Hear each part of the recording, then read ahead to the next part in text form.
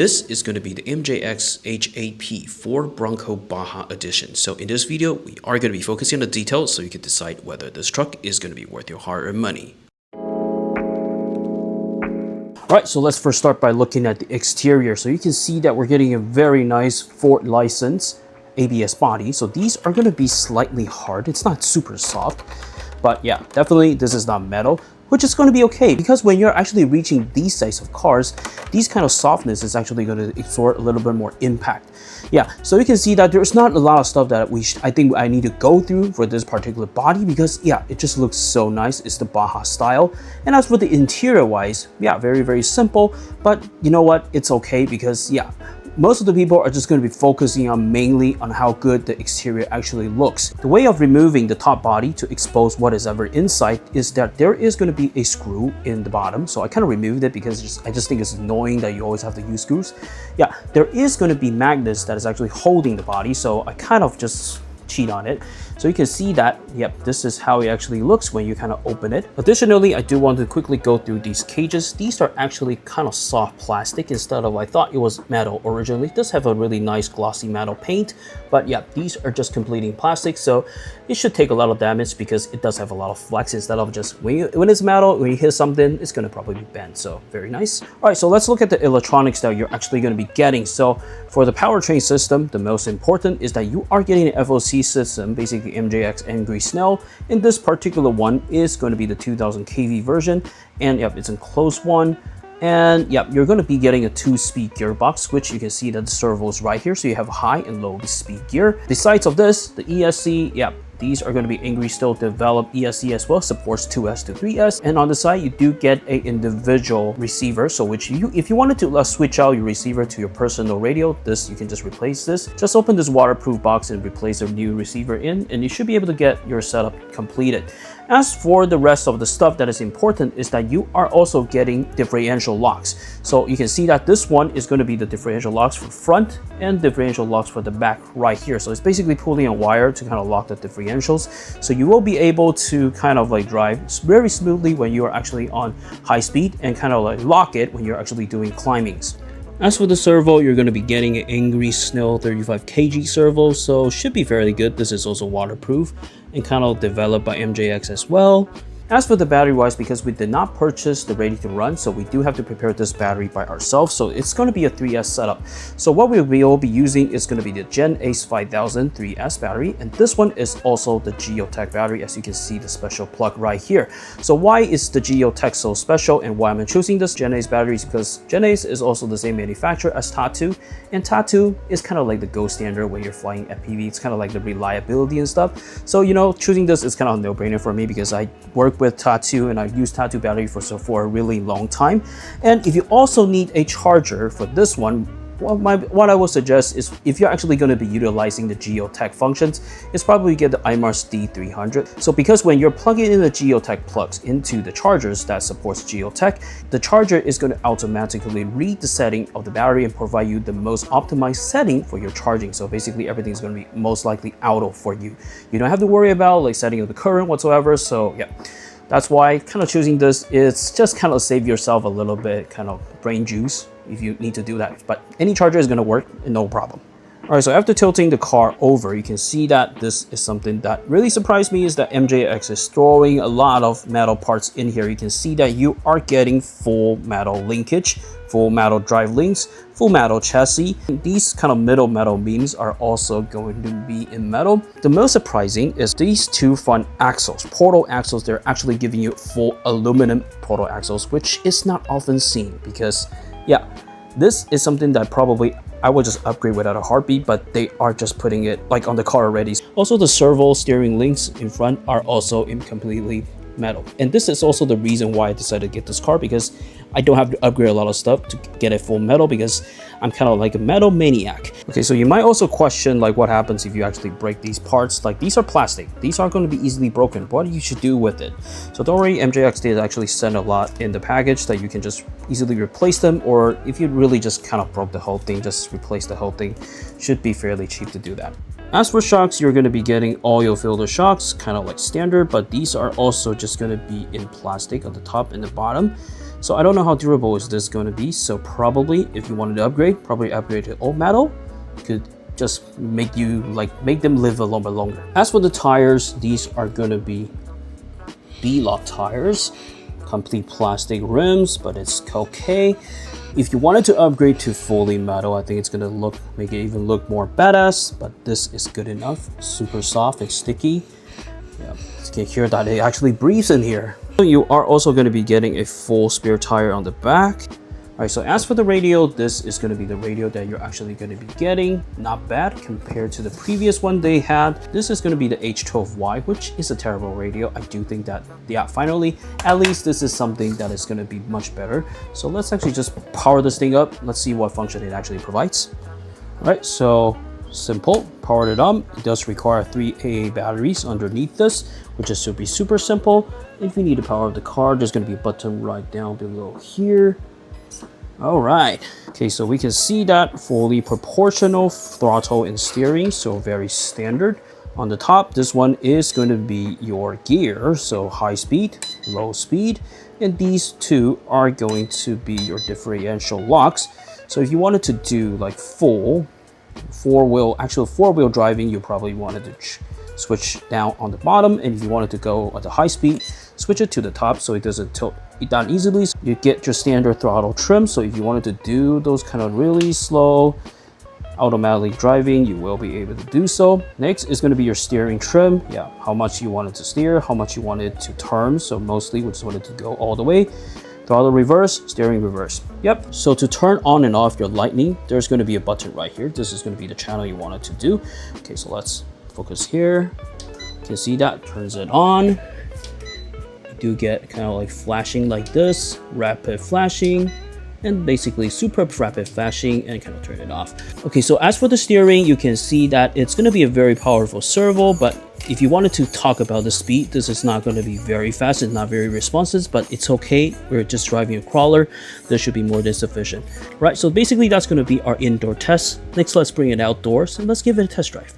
All right, so next is going to be like the slow trail test, and you can see that this is going to be the slow speed that this truck is going to be giving it. And if you just wanted to pick up some speed at the lower gear, you can do that as well. You can just punch it, just ready to run.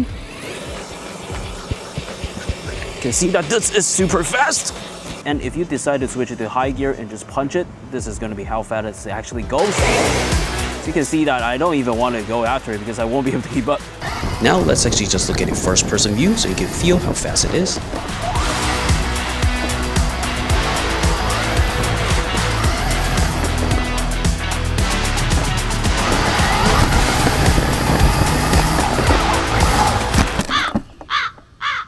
Since this truck is quite big and speedy, so I do think that it actually belongs on the trail, so I'm taking it to the park so we can truly drive it to test out the potential.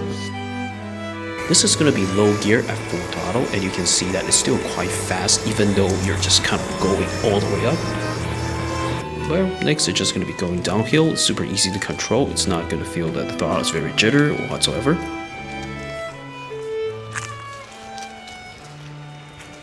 Alright, so we just found like a super nice tree route. So we're going to drive it through this to see if it actually goes through. Yeah, because right now we're doing some climbing, we're going to be locking the differentials. So you can see that the 2 buttons right here. Alright, we're just going to be coming over.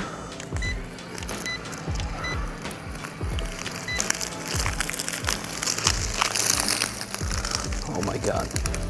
Probably all the bugs are coming out. Oh my god, you can see how good the flex this car is actually offering. Probably there's going to be poop, but you know what? Okay, let's actually go this route. Oh. All right, we're going to have to steer a little bit.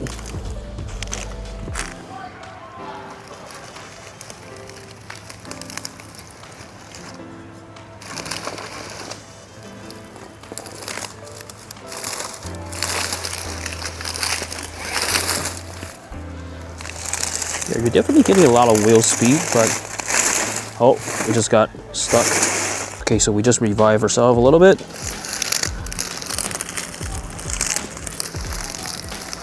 Yeah, probably is a bad idea driving in this kind of poop place. Come on, do it. You can do it. All right, awesome. Yeah, this is gonna be too high for it. Oh my god, so many flies, man. We're just gonna get out of this place. It's too crazy. All right. Okay, we're gonna keep on going.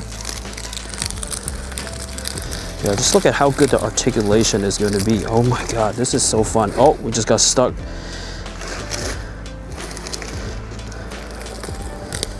Awesome. All right, we're gonna exit this route.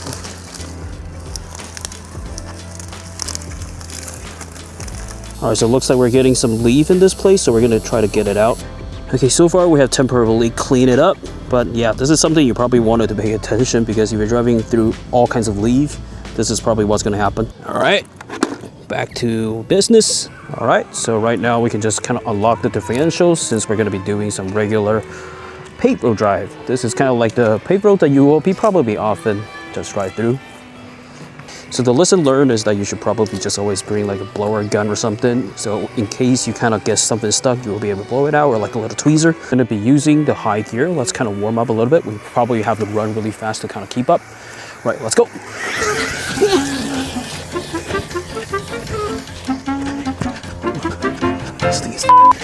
This thing is fast.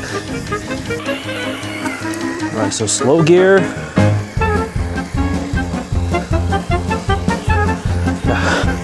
Even on the slow gear, it's really hard to kind of catch up already.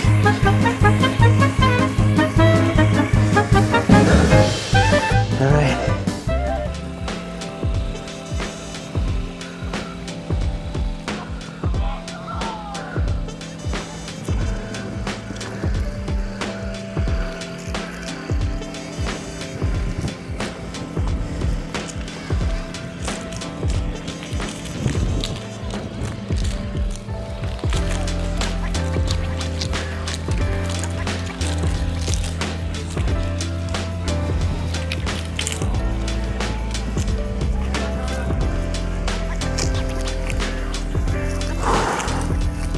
So after we got home, I decided to take advantage of the truck's spacious interior and mount the Cadillac's Walksnail FPV head tracking system on top.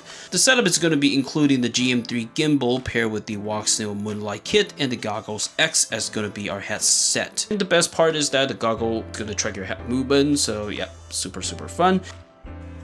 We're going to start calibrating first. Okay, turn left, turn right. You can see my camera's right there. Look up and look down. All right, so now let's actually start going. So currently the setting, I think, is because it's too dark in here. So although it's auto, but we're just getting super kind of bright, kind of out exterior. Oh, no, please don't tail over. Oh my God, it's really hard to, when you're just not looking at the car itself, it's really hard to get stuff done. All right, so we are just gonna be at the lower speed. Okay, you can see me right here. I don't know if we're actually gonna get that kind of further range. It's all blown out. I'll probably have to reset my camera a little bit just so it can be a little bit better. Okay, so, oh, we're actually at the higher gear, I see, that's why. All right, I don't know if I'm gonna have that kind of range, but let's go. Woo! Woo, that is super fast. All right, please give me some range. Oh my God, so we're getting some breakups in the Walksnail system. All right, so this car is definitely going to be something between a crawler and a basher. As you can see that we're getting so much punch-up powers. Okay, slow, and then we're gonna be clear so we can punch it. Whoa! Whoops. All right, so we just got ourselves a really nasty kind of bump because I think we just hit a tree or something. So, shoot. And everything has been knocked out of place. Tomorrow. Alright, so the next day, the family decided to hit up a local beach, and naturally, the H8P came along for the ride. And I was determined to prove to my wife just how essential this truck is gonna be for the family. I volunteered to use it to tow our kids' sand toys with our hands full of stuff, you know, just to prove it being very useful. It's a super sketchy setup, but it just works surprisingly well until we kind of hit the sand.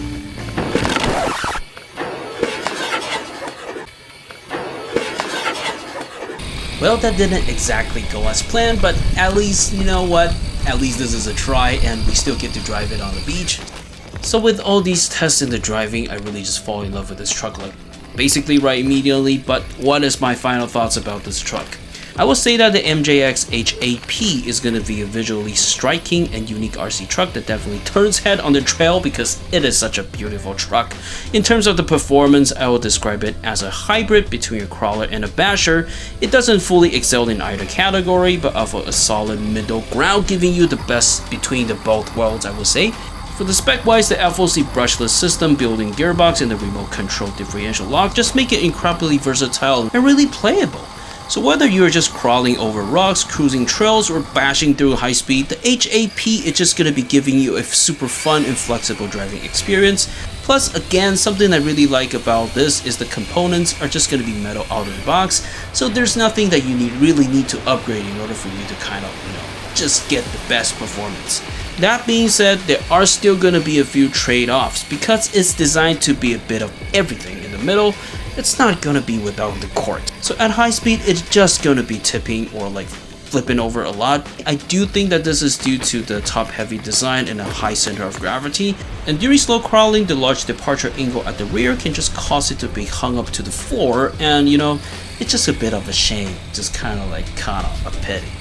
But overall, as my first large-scale RC truck, I'm just really enjoying the H8P a lot. It's fun, capable, and packed with features that makes it a great all-rounder, and I do think that you're gonna like it as well if you actually get your hands on one. Alright, so basically, that's gonna be about it for this video. Alright, so if you think this video generates you value, please help me like and subscribe, and I will see you in the next one. Happy driving.